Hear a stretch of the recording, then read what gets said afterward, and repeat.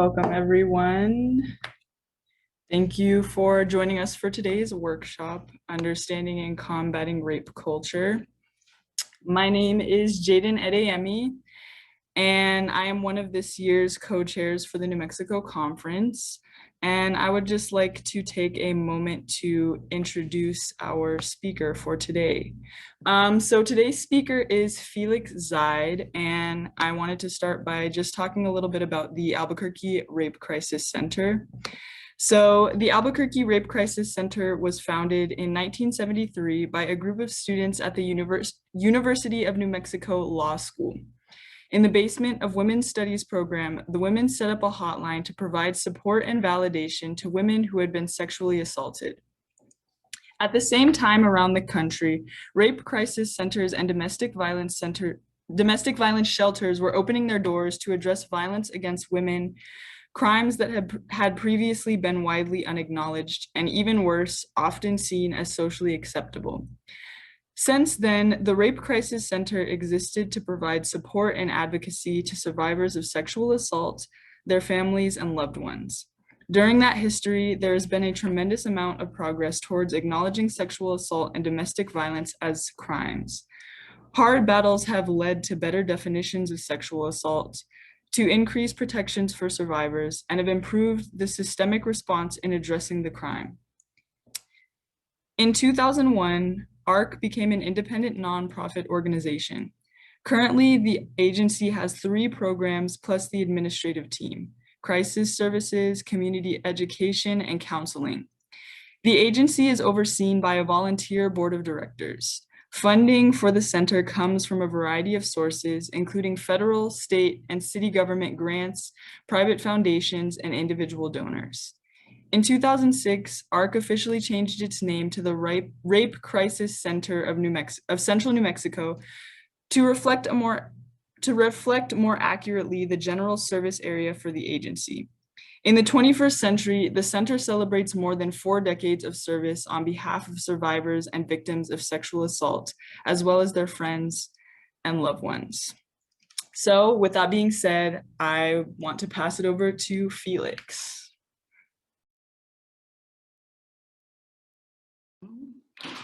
Hey, good afternoon, everybody. My name is Felix.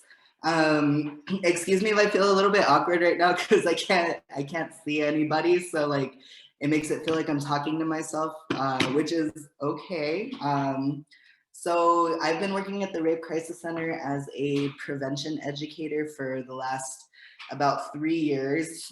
It's absolutely my favorite job that I've ever had, especially because a lot of people told me that I would never find a job studying things like philosophy and women's studies. And I did, so there we go. Today's discussion I'm really, really excited for because I heard you guys kind of tweaked the original title to Understanding and Combating Rape Culture, which fits in perfectly with one of the styles that I do for my rape culture presentation. I have a lot of them. I have like maybe 5 different rape culture presentations because I teach a wide variety of groups, anywhere from junior high to all the way up to college or adult volunteers. Can y'all see me now? My fabulous hair today. Okay, cool. So I'm gonna share my screen with you guys. Obviously, too, before I get started, there's a trigger warning here. Always important to put out a trigger warning when we're gonna be talking about things like sexual violence, for example. I don't sugarcoat things. I'm very honest and open about this discussion because I feel like that's the best way for us to learn what's really going on here, what's going on in the background and things like that. So if anything I say today makes you feel triggered in any sort of way, I highly recommend reaching out to a local rape crisis center. If you're in the Albuquerque or surrounding areas, the Rape Crisis Center of Central New Mexico is a perfect resource. I'll put the number in the chat box. One second. There we go. So that's our 24-hour hotline. We provide services in English and in Spanish, and if you speak a language that isn't English or Spanish, we'll definitely find a translator for you. So we want to reach as many people as we can, because one of the things that we're gonna touch on today is when it comes to things like rape culture, all communities are impacted by this. In fact, when I say the word rape culture, a lot of times people immediately jump into politics mode and start to draw a line in the sand sort of situation. But I highly discourage doing that because, for example, like I'm super, what some people would call like a liberal snowflake kind of person. I'm a trans man, I'm Mexican American, I'm Jewish. So I have a lot of identities that don't necessarily like fit in with the conservative model. But when it's something like sexual violence, conservative people are also affected. People who share all kinds of identities are impacted by sexual violence. So I don't want to make any sort of teams when we're talking about this. This is just society in general. So I'm going to share my screen. Here's my cool PowerPoint. I love making PowerPoints. I get super nerdy when it comes to my PowerPoints. So I titled this one, How to Slay a Dragon. There was a fable written in 2015, which shocked the hell out of me because I had no idea people were still writing fables. Like I thought they were all written in like the 13th century, but I was wrong. But this is a fable by Nick Bostrom. He originally wrote this fable called The Fable of the Dragon Tyrant to talk about, to help med students talk about fighting diseases that are very difficult to fight, like AIDS and cancer and things like that. Recently, the coronavirus, things like that. But when I read it, I felt like this really applied to cultural issues also, like any form of oppression you can imagine, including rape culture. So I use Nick Bostrom's fable to illustrate my point. Also, historically, throughout all of humanity's history, that's the way we learn, is by telling stories, by taking these really abstract cultural concepts and boiling them down into like symbolism and in a really fun story. So, you know, this is the fable of the dragon tyrant. So basically, we have to start once upon a time, long, long ago, in a village far, far away. There were people who lived in fear of this great dragon that lived on top of a mountain. And in fact, it was such a powerful dragon. These people had to feed one of their own to this dragon about every 73 seconds, which is a lot of people, every single day. Every 73 seconds, this dragon had to eat somebody or else. That's the thing, nobody knew. Nobody knew what would happen if they stopped feeding the dragon. Some people were like, well, if we stop feeding the dragon, then it's gonna come down from the mountain and destroy the village and we're all gonna die. Some people were like, well, actually, I think the dragon was sent by the gods for a purpose. Maybe we don't understand why it's here, but it's here for a reason. But honestly, in most people's case, they didn't think about it at all. They were just like, yep, there's the dragon. It's always been here. That's the way things have always been. So they didn't think about it at all. It was just part of their natural day-to-day life. That's the same thing for any sort of oppression you can imagine, especially things like racism. So if we think about racism, you know, think about like the pre-1960s, pre-huge civil rights movement sort of things. A lot of people were like, yep, this is just the way things are. It's always been this way. So they never thought twice about it. They just thought that that was just like the natural way of the world. And today we live in a very different society. Hopefully, we think very constructively about issues of oppression, especially racism, when it comes to things like how We build organizations, how we make laws, things like that. So how we organize our society, basically. And rape culture is no different. In fact, rape culture includes every single form of oppression that you can imagine. There's components of racism in there. There's components of economic oppression. There's components of theological oppression, ableism, homophobia, transphobia. Everything you can imagine is included in rape culture. In fact, I like to think about it like every form of oppression on its own is like a river, and rivers all eventually feed into an ocean. In this case, that ocean is rape culture. Because unfortunately, sexual violence has historically been used as a tool of oppression and control for certain communities, especially people who have oppressed identities.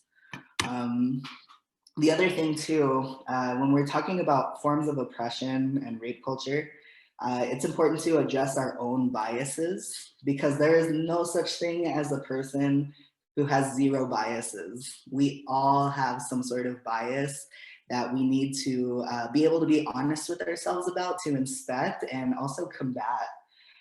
So when I say the word rape culture, a lot of people immediately like jump into defense mode, and they're like, you're saying that we all think that rape is okay. And that's not necessarily what I mean when I say normalization of sexual violence. It's just, unfortunately, we've made it this thing where people think that rape is like a natural consequence of certain actions. So it is the normalization or the trivialization of sexual violence. And it's usually based on weird, like stereotypical ideas, particularly about our identities, like especially sex and gender, but also race, nationalism, economic status, ableism. And it's also stereotypical ideas about power, particularly when it comes to sexual interactions. Also, a lot of people like to argue with me that there's no such thing as rape culture. Like if I went out into society with like a clipboard and a survey, and I was like, do you think sexual violence is wrong? Most people would be like, well, duh, why are you even asking me that question? That's not what I mean. Everything has a culture. So sports has a culture. Like if you're a fan of a certain sport, like soccer or football, there's an entire culture built around that one activity. Specific musical genres have a culture as well. So sexual violence isn't different. Sexual violence also has a culture that's built around it.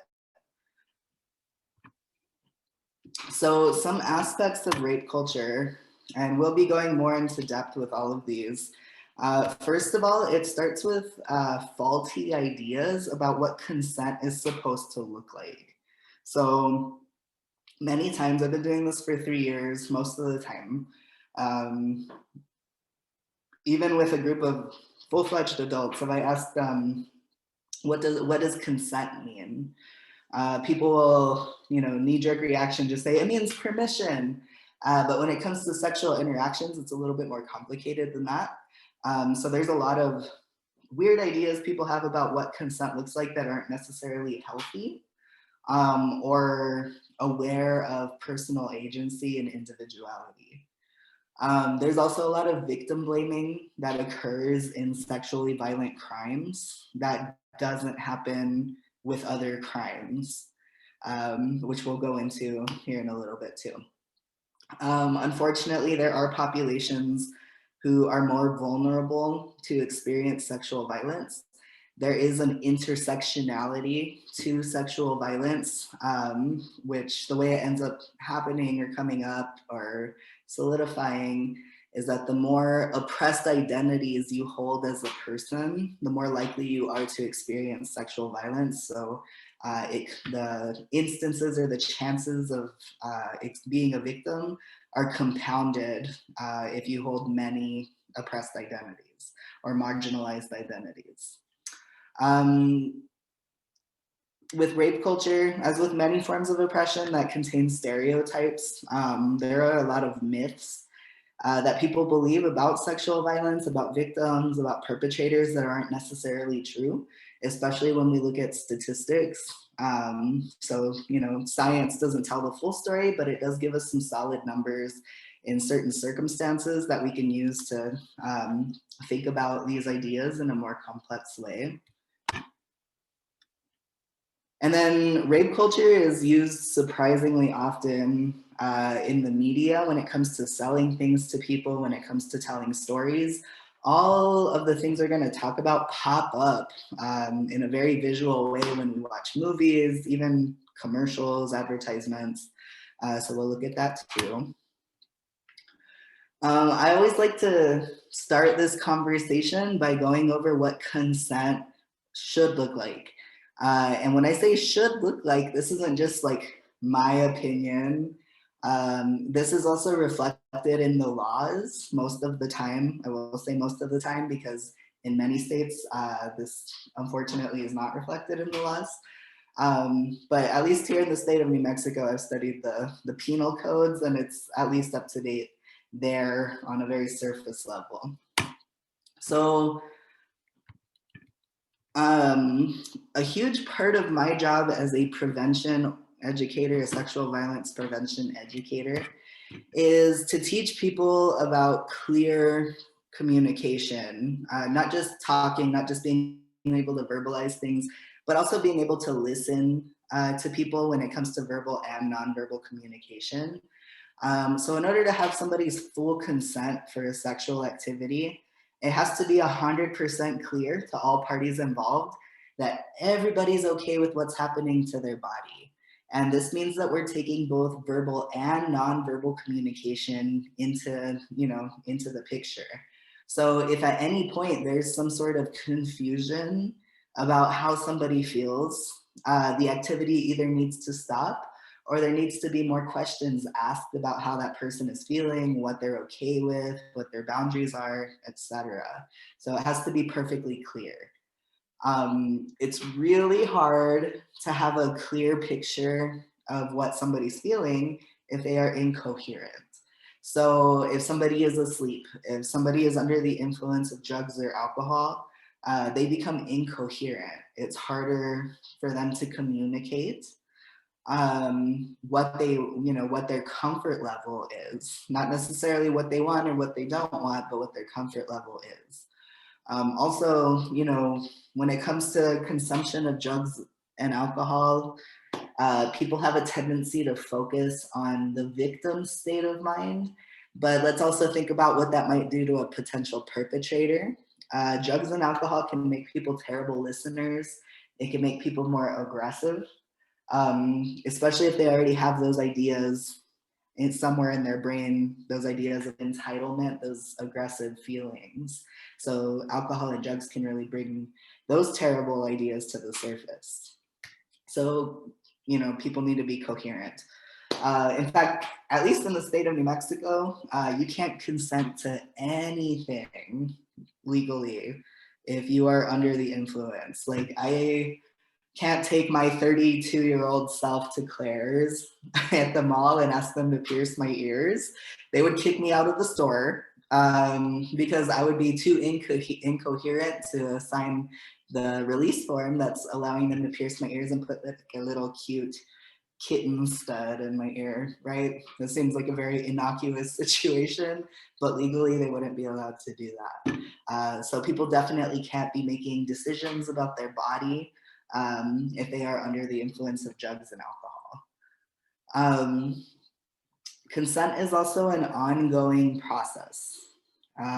So this means that you, as an individual, must consent to everything that is happening to your body. I don't understand why this one is such a difficult idea for people to grasp. It's actually pretty sad. But just because you consent to one thing doesn't mean you consent to everything. The way I explain it to my middle schoolers is you own your body. So you get to make the rules for what happens to your body. So what that means is you get to decide how big or small your space bubble is. You get to decide who is invited into your space bubble. You get to decide what they do once they're inside your space bubble.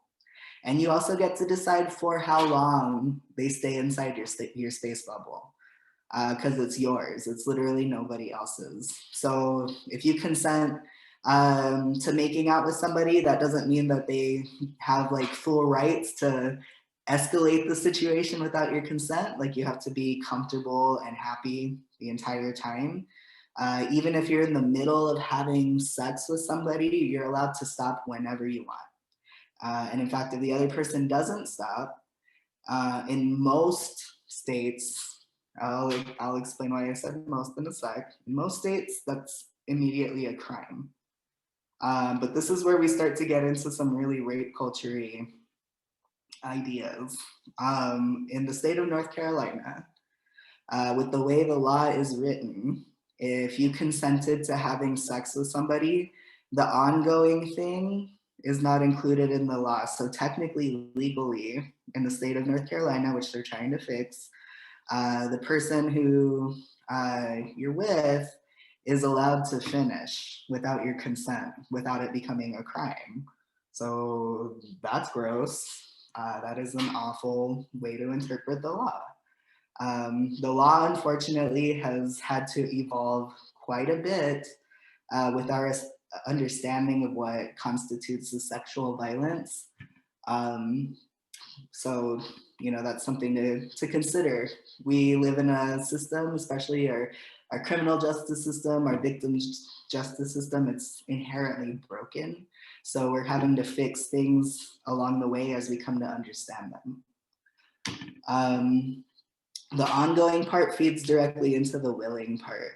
So all of us as individuals have a free will, and having the right to exercise your free will doesn't mean you get to do whatever you want.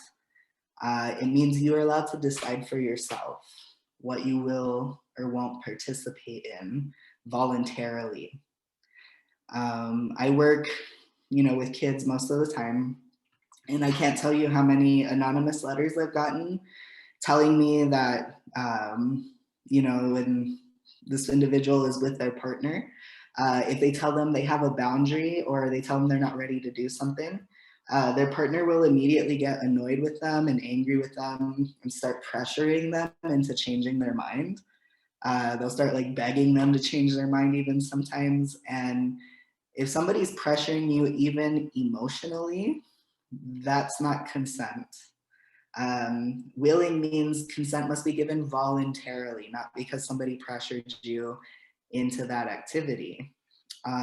So if somebody is pressuring you, coercing you, even on an emotional, verbal level, that's still considered sexually abusive behavior. So that is not an okay way to treat your partners. The other thing I let people know too is if your partner is literally just a decent person, if your partner cares about you, even just on a surface level, this is another human being level, your partner's not going to be annoyed with the fact that you have boundaries because they're not trying to use you. They want to hang out with you. They want to explore things with you. Right? It's not a one-sided situation. So willingness is absolutely necessary. Because of this last part that a lot of people fail to mention or forget about, which is really where the line is, enthusiasm. I don't care if you believe that sex should happen before or after marriage. It's supposed to be a fun, enjoyable experience for everyone involved. Enthusiasm is 100% absolutely necessary because enthusiasm is where we draw the line between consent and not consensual. So it's okay to be excited about those things, totally natural. It doesn't make anyone gross or weird. It's literally just your right to enjoy what's happening to your body. So this is when we start getting into identity politics. A lot of people are like, oh my God, why do you have to bring identities into this? Why do you have to get so political? It's all about identities. All of politics is about identities. You cannot separate the two. So I start off talking about the LGBTQ community. That is my community, very proud member. So let's think about consent when it comes to the LGBTQ community. First of all, our community as an LGBTQ person, statistically you're more likely to experience sexual violence than the cisgender heterosexual community. Also, it really depends what we're considering sexual violence. So I think philosophically, if we are harming people based on their biological sex or their gender identity, that immediately falls into the category of sexual violence. So first of all, conversion therapy exists. If you're not sure what conversion therapy is, this is literally a camp where young queer people are sent in order to change their sexual preference or their gender identity, which are not things that you could change about somebody. Those are very unique, solid parts to all of our identities. And a lot of people, you know, especially if they're cisgender or straight, I ask them, I'm like, so does that, if you think that you could change a gay person to being straight, does that mean that you could be gay tomorrow? Like if I gave you enough money? Probably not. So conversion therapy is something that still exists. And unfortunately, some of the tactics that they use are verbal aggression, emotional violence, sometimes even physical or sexual violence too. So that's a thing that happens, and it's 2021. There's also something called the queer panic defense, otherwise known as the gay panic defense or the trans panic defense. This is something that happens in courtrooms where usually it's a transgender woman who's experienced violence, like she got beaten up or literally murdered. And the defendant, the person who committed the act of aggression, they defend their actions by saying, well, I didn't know this person was trans and I tried to be sexual with them. And then I found out that they were trans. And so I panicked violently. Unfortunately, this defense is allowed in court in most states. And people will actually get a lesser sentence than what they deserve because of this. So that basically means the jury and the judge and the state all agree that that is a reasonable reaction to finding out that somebody is transgender or queer. So that happens. If you are not from New Mexico, I highly recommend looking up what your state's laws look like. When it comes to queer panic defense, New Mexico is one of the states where that's not allowed in court. So we're moving in a good direction. A lot of times too, when it comes to domestic violence or intimate partner violence, this is a very serious subject. The authorities don't take it seriously if it happens to be a couple that are two men, right? A gay couple, right? Or two women. So oftentimes the violence that can happen between gay couples is completely dismissed by the authorities, sexual violence or otherwise, because they're like, well, it's two chicks, so it's a cat fight, or it's just two dudes duking it out. And they don't even see the transness in individuals either. They'll be, if they see a trans woman being harmed by their male partner, they'll just think that it's two dudes still. So that person's identity gets completely erased. So let's think about sexual violence particularly and consent and the history of especially being somebody who's attracted to others of the same sex or even being a trans person when it comes to enthusiastic consent. For a long time, even still, a lot of queer folks are pressured into straight relationships that they wouldn't have chosen for themselves. They're pressured into a heterosexual marriage. So fundamentally there, the enthusiastic consent part is erased by society. So society itself on a large scale perpetrates sexual violence against LGBTQ individuals, particularly by this last component here. You should be excited about your partner. That's like a right that we all should have. Not surprisingly, race plays a huge role when it comes to talking about any form of violence. A lot of people, unfortunately, are under the mistaken idea that racial minorities are more likely to perpetrate sexual violence. But when we look at the actual numbers and statistics, it's the opposite. Racial minorities are more likely to experience sexual violence.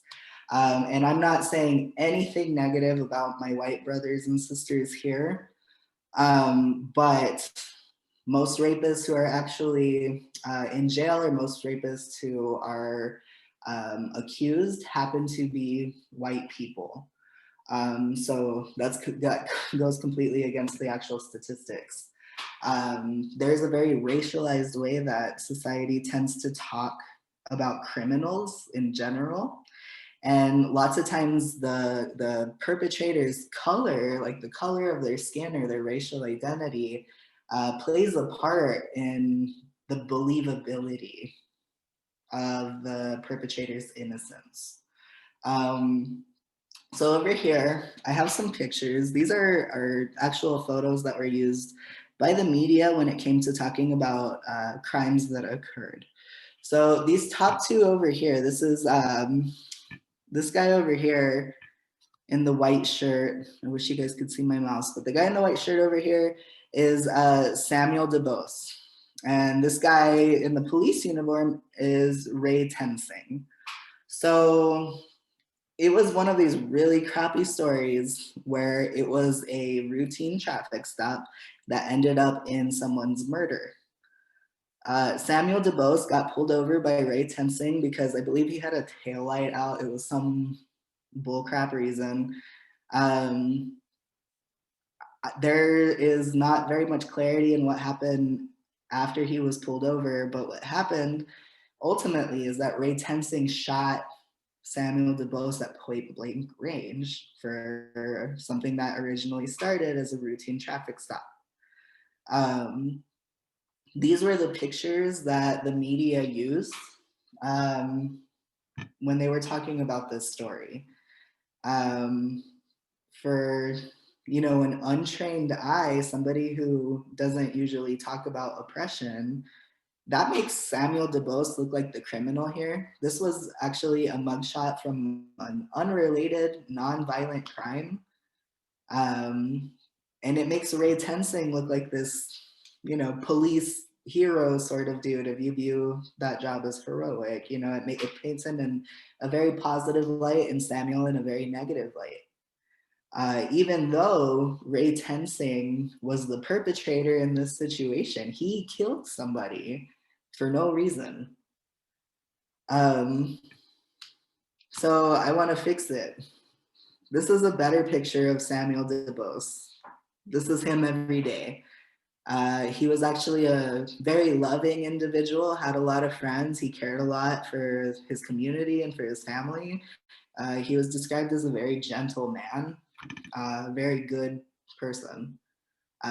Definitely didn't deserve what happened to him or to have his life cut short, because he had so much potential that he hadn't even, he had yet to accomplish. Ray Tensing, this is his mugshot. You see the difference, even just visually.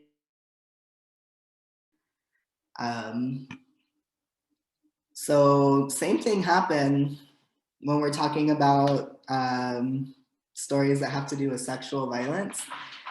On this lower level here, we have this white dude over here is Brock Turner, and the person on his left is Brian Banks. These are two unrelated stories. So a lot of people don't actually know about Brian Banks' story, but he was falsely accused of rape by somebody that he went to school with, and it absolutely ruined his career, his college life for sure. In fact, he spent a significant amount of years behind bars for this false accusation.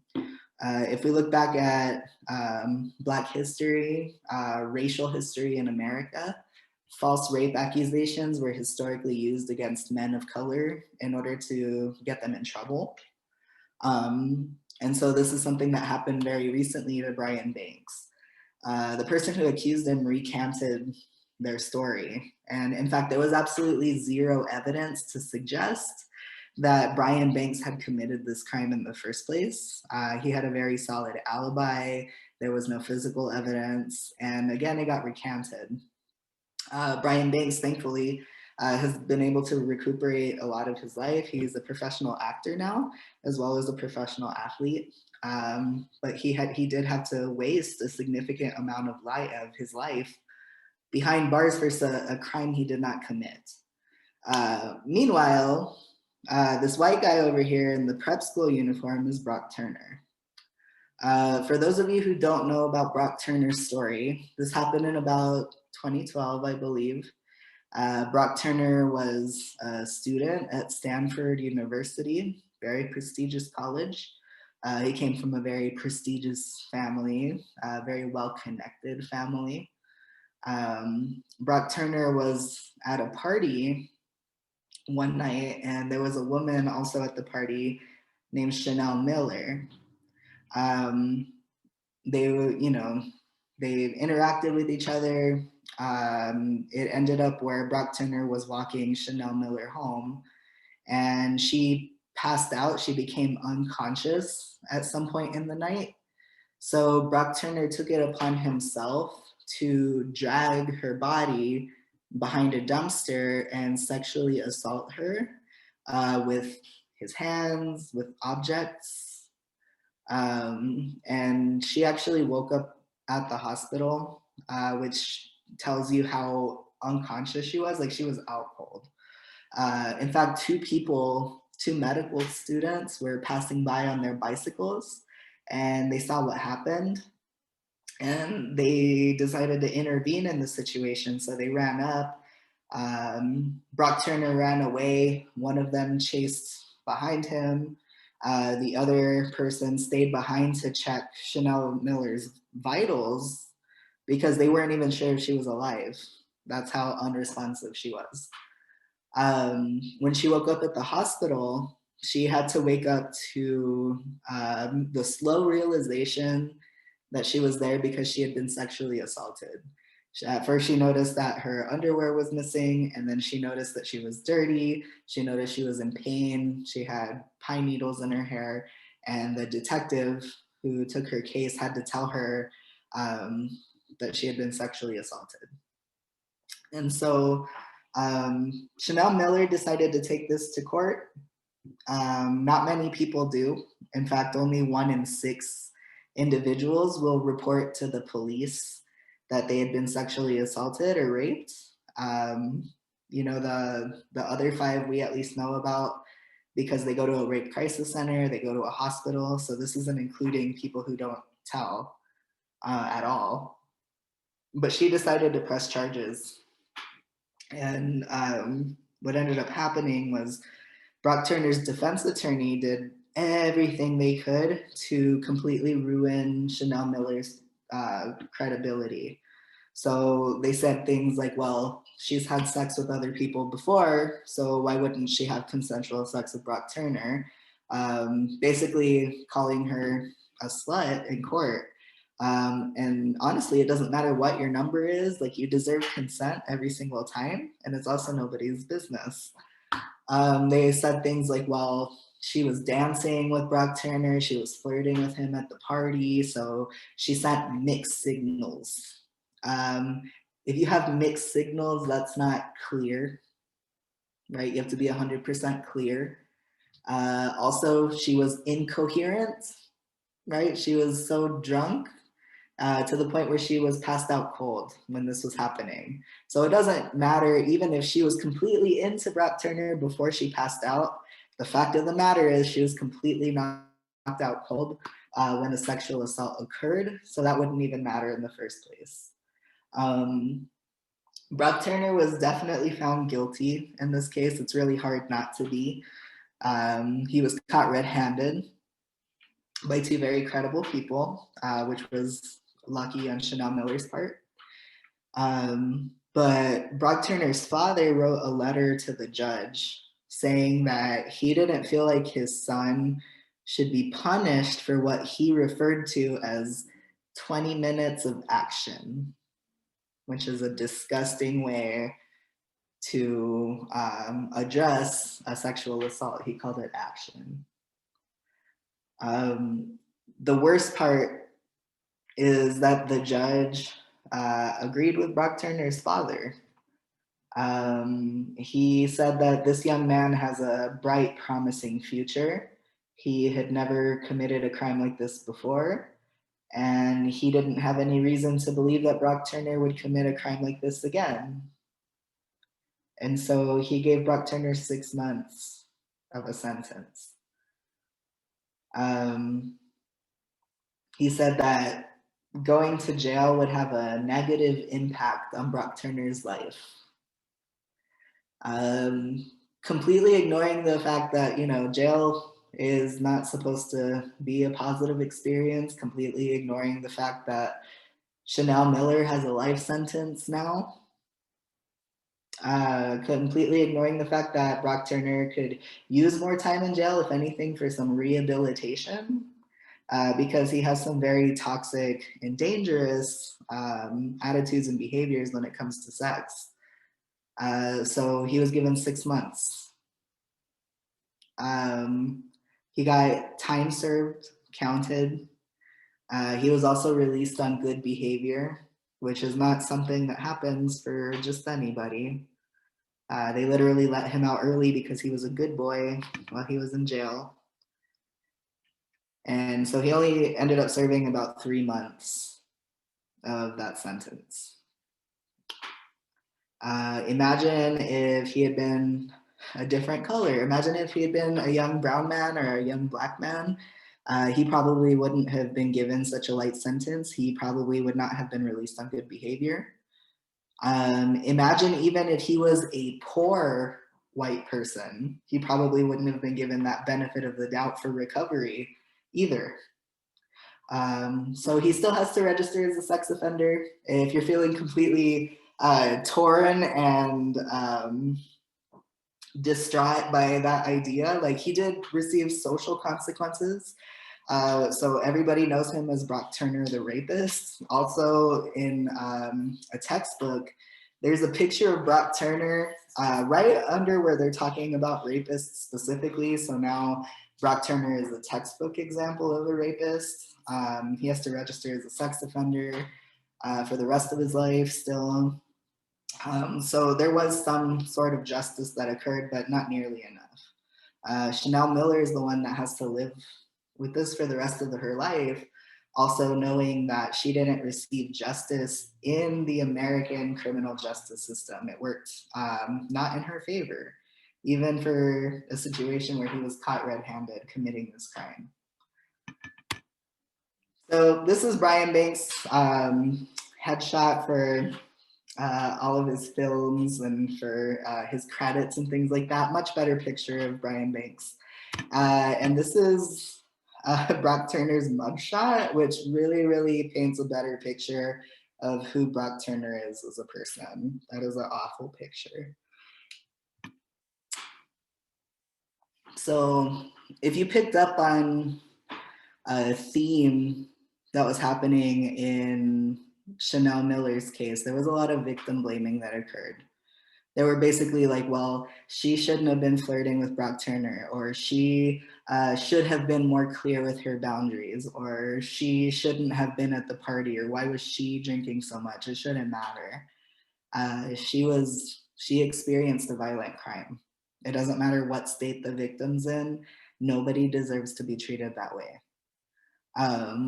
We don't say that for other crimes. Like, let's say I went downtown and got super wasted and somebody stole my car or my watch or something. They would still have to investigate that. They would still have to take it seriously, especially if it was my car. They would still have to look for my car. They would still have to ask the person what they were doing when they stole my car, right? They wouldn't be asking me, so why did you get drunk? Or why did you leave your door unlocked? Or why did you leave your car unattended? They wouldn't be asking me those questions. They would simply investigate the theft. So victim blaming is basically when people try to figure out what the victim did to bring this upon themselves. And it happens for sexually violent crimes in ways that it doesn't happen for other crimes. Like if somebody's mugged, people aren't like, well, you let people borrow money all the time, so why is this so bad? He got stabbed last night, but he didn't fight back though, so maybe he wanted to get stabbed. Maybe he wanted this to happen. He didn't try hard enough to stop this. That sounds ridiculous. If it sounds ridiculous for other crimes, it also should sound ridiculous for sexually violent crimes. So all of this comes down to myths that people believe about sexual violence. When we look at the actual numbers and statistics, these myths are very, very far from the truth. One of the biggest ones that comes up, especially when it comes to victim blaming, is that people lie all the time about sexual violence. And this especially comes up when the victim is a woman. They'll say like, oh, well, women don't know what they want when it comes to sex, or she felt guilty about having sex and now she's accusing this person of rape, or, they'll say, she wants revenge, or they just want that person's money if it's a famous person or a rich person. So we've actually done studies on false reports, and they do happen. I'm not here to say that this never happens and people tell the truth 100% of the time, because that's not true. But people only lie about it about 2% of the time. About 98% of the time, people are telling the truth about having been the victim of a crime, of any crime, in fact, not just sexual violence. It's about the same for having your car stolen. It's about the same for getting beaten up, right? For being assaulted in other ways. People lie about experiencing all crimes about 2% of the time. So usually if people make it to reporting, they're telling the truth. But that's not how it's handled. People are immediately questioned, like, are you sure it wasn't consensual? Are you sure there wasn't just some mixed messages sent? Right? Are you sure you're not just trying to get back at this person? Is a lot of questions that victims hear. They'll also hear things like, well, what were you wearing when the assault occurred, as if their outfit had anything to do with it. So no, people don't lie about it. It's very rare for people to lie about it, especially children. It's very rare for children to lie about it. And in fact, if it's a child under the age of 13, I would be confident saying that 100% of the time it's true if that child themselves was the one who reported it. Because kids can't lie about things they don't know about. Unless somebody was coaching them, which has happened before. If that kid themselves came and reported that crime, it's almost always true. The next myth that comes up a lot is stranger danger. This is the one that tells us that we should be afraid of weirdos hanging out in the alleys at night, people in weird white vans that say like free puppies spray painted on the side or whatever. Stranger danger does happen. I'm not here to say that it doesn't, but that only accounts for about 7% of cases. So most of the time, about 93% of the time, the victim knew the rapist very personally. With the people that we see, for women identified clients, about 57% of the time, it was their romantic partner, which is somebody that they're married to or somebody that they were dating. For children, 33% of the time, it was a family member. About 50 or more percent of the time, it was an acquaintance. So somebody that had access to that child, like a teacher or a babysitter, a friend of the family. So very rarely is it a stranger, which is very interesting because when we look at people who are in jail for rape or sexual assault, almost always it's a stranger danger rapist, even though that doesn't account for most of a rape that happens. So you're more likely to go to jail if you were a stranger than if you were an acquaintance to the victim, which is pretty messed up. Another myth that's very common is that men are never victims of sexual assault. This one is absolutely false. This happens to men too. The numbers are all over the place, but it greatly depends on how we're defining sexual assault. So the law specifies that sexual assault is any sort of unwanted, non-consensual sexual contact with somebody's breasts, butt, or genitals. Rape is unwanted penetration or being made to penetrate somebody. So when we clarify the definitions on surveys, what we learned, and this is a number from the CDC, the Center for Disease Control, their injury prevention team, men actually experience sexual assault about 1 in every 4 men. And it's about 1 in every 3 women and 1 in 2 trans or non-binary individuals. So men absolutely do experience sexual violence. It's just that statistics prevent men often from coming forward because this isn't something that's supposed to happen to men. So men are actually more likely to keep quiet about what happened to them. When it comes to penetrative rape, that number goes to about 1 in 10, 1 in 6 to 1 in 10. The other false idea is that women are never perpetrators of sexual violence. This one is also false. Women can sexually harass people. Women can sexually assault people.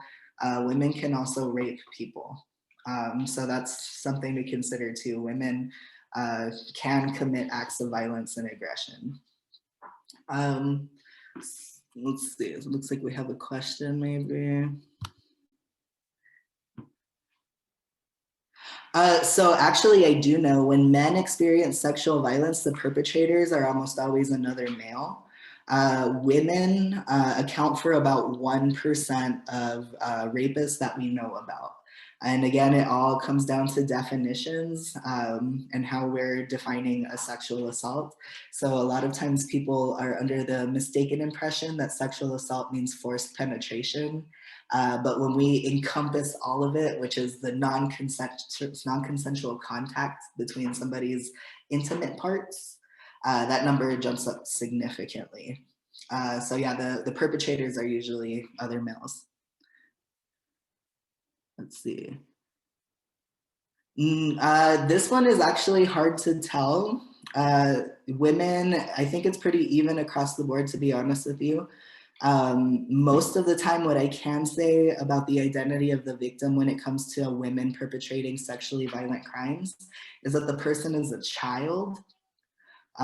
So that goes up significantly when it comes to caregiving. The other thing is that sexual violence is very common in female-based correctional facilities. So this is like inmate to inmate sexual violence. So I don't have an actual statistic on this particular question, but I would be fairly confident in saying that the amount of victims separated by gender is about equal, just based on what I know. Yeah, thank you. Good question. Let me see. All right.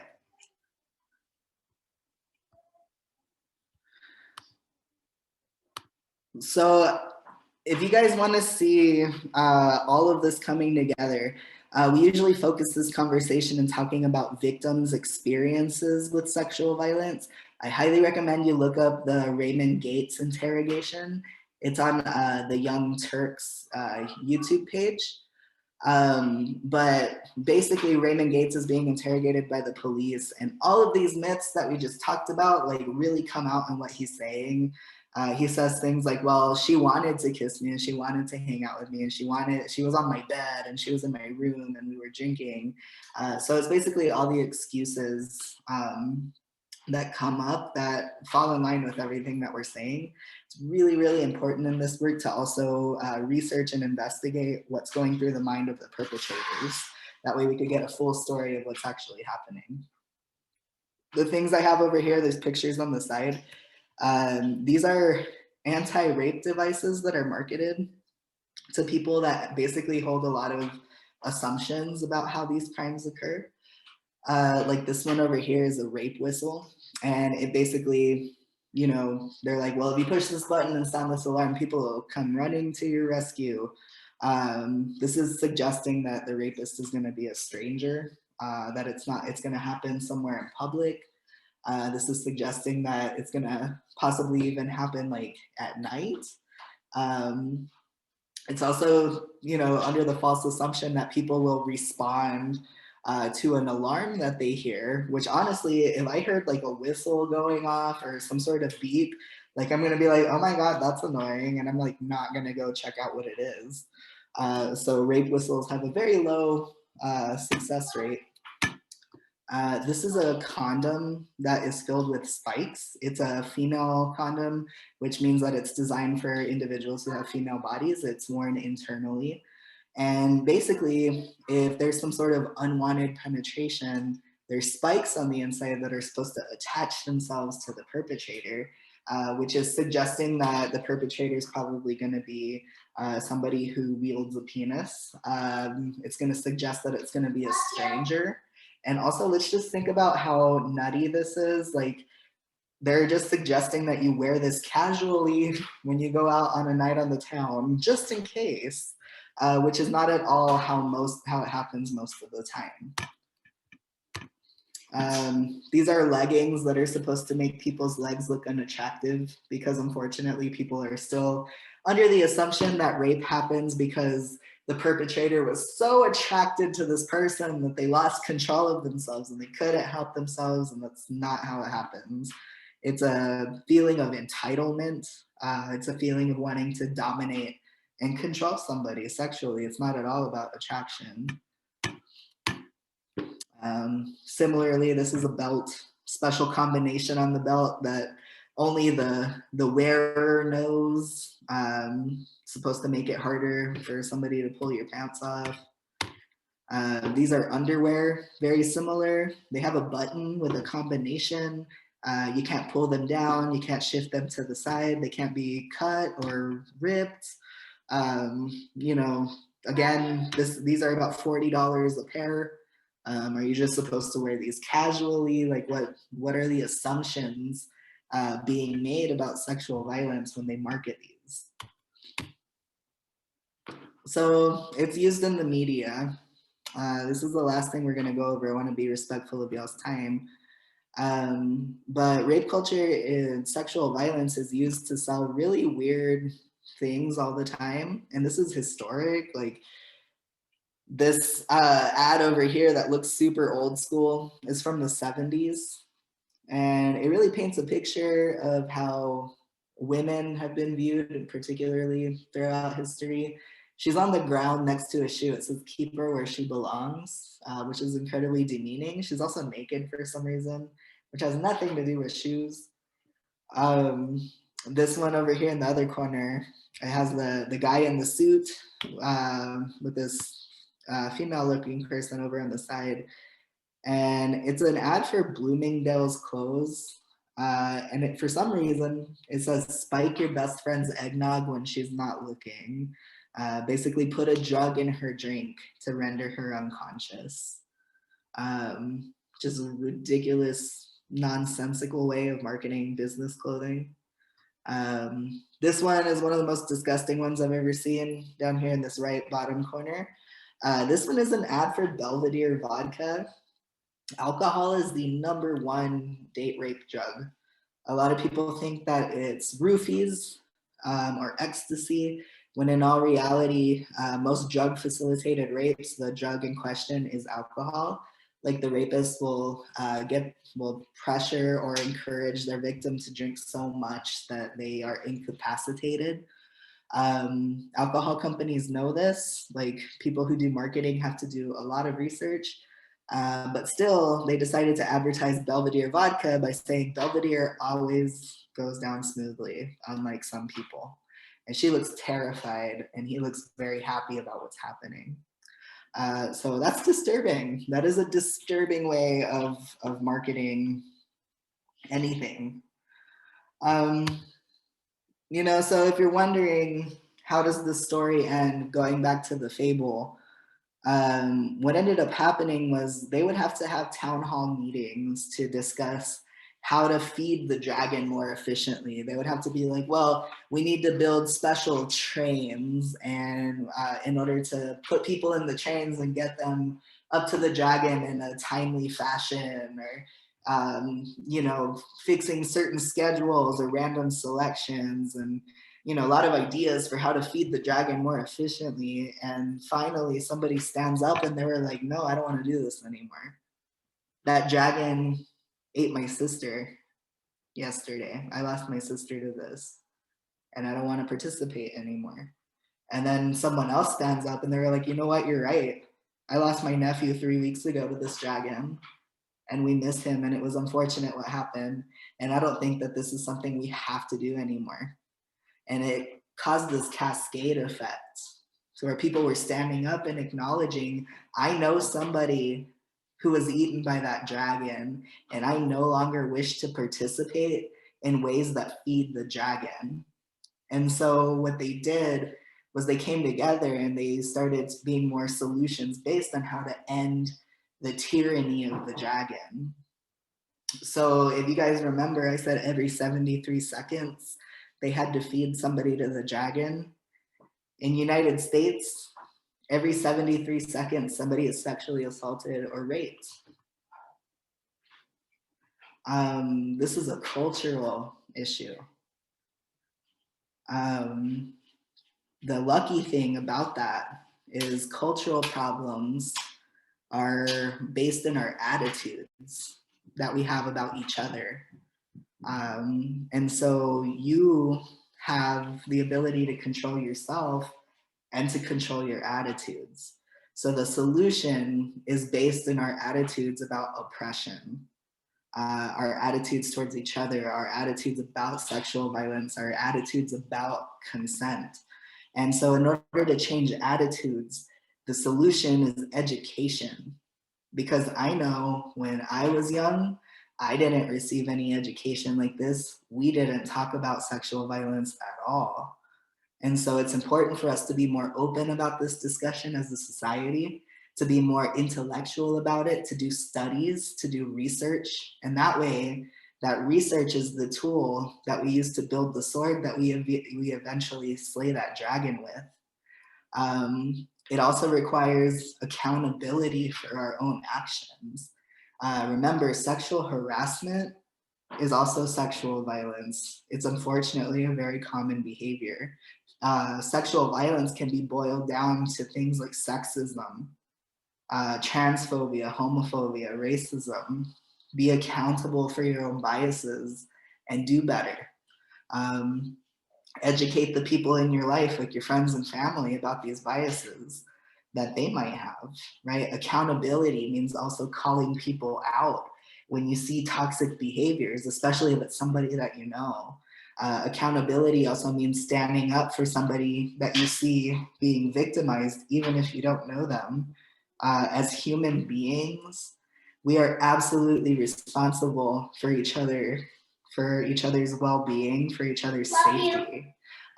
So accountability means a lot of things, but it means that ultimately you are doing your part to make society better. That should be all of our jobs. So that sword is based with empathy. It's built with empathy. It's built with self-inspection. It's built with equity, right? Equity is an important word to understand here too. A lot of people get mad when we suggest that some people deserve extra resources or special rights. But equity suggests that that's the right way to make equality happen. Equity means that everybody gets what they need to reach the same level. Some communities are so oppressed historically, they need extra resources to get to the same level as other people. So we need equity. And ultimately, what this all boils down to is we need to love each other as human beings. We need to be compassionate. We need empathy. We need education. And that's how we push back against this big cultural dragon tyrant that is rape culture. So like whenever I talk to any students, please, I only had an hour with you. This is not even scratching the surface. Please do your own research. When you're doing your own research to educate yourself, make sure that your sources are coming from a variety of identities. Make sure you're reading books from people of color, men, women, transgender people, people who have grown up in poverty, people who have grown up in different countries, because we're globalized now. So educate yourselves. Also, this is heavy information, so make sure that you are practicing self-care. If you're here, I guarantee that you're an empathetic person and you want to fix the world, which is a great goal to have. But it's really important to take care of yourself first so that you can be strong enough to help the people around you. So make sure that you're practicing some self-care, whatever that looks like for you. When it comes to supporting people who are already victims, what counts the most is that you're listening to them. You're validating their feelings, whatever they might be, because there's no normal way to process this sort of violence. And you're also empowering them by giving them as much control over their healing as possible. Because remember, the traumatic thing about sexual violence is that that person had the control of their own body, the thing that is most sacred to us, taken away from them. So if you empower them by helping them, allowing them to make the choices for their own healing journey, you are giving them back that power. If you need our help, if you've experienced anything that we've spoken about, doesn't matter how long ago, Rape Crisis Center is always here 24/7. You can reach out to our hotline at any time. You can just vent, you can remain anonymous, you can ask for resources. We also have free counseling for anybody over the age of 11. It's 100% free. We would never charge anybody for these services. If you don't live in Albuquerque, most major metropolitan areas and some smaller communities as of recently also have rape crisis centers or victim advocacy centers in their community. So I highly recommend reaching out to one of those. So that's all I have for you guys. I know that was a ton of information to go over in an hour. I really thank you guys for being here. This was a great way to spend a Saturday. I'm really excited for all of you young people who are a part of this. So thank you for doing what you guys do. And good luck. Have a beautiful life.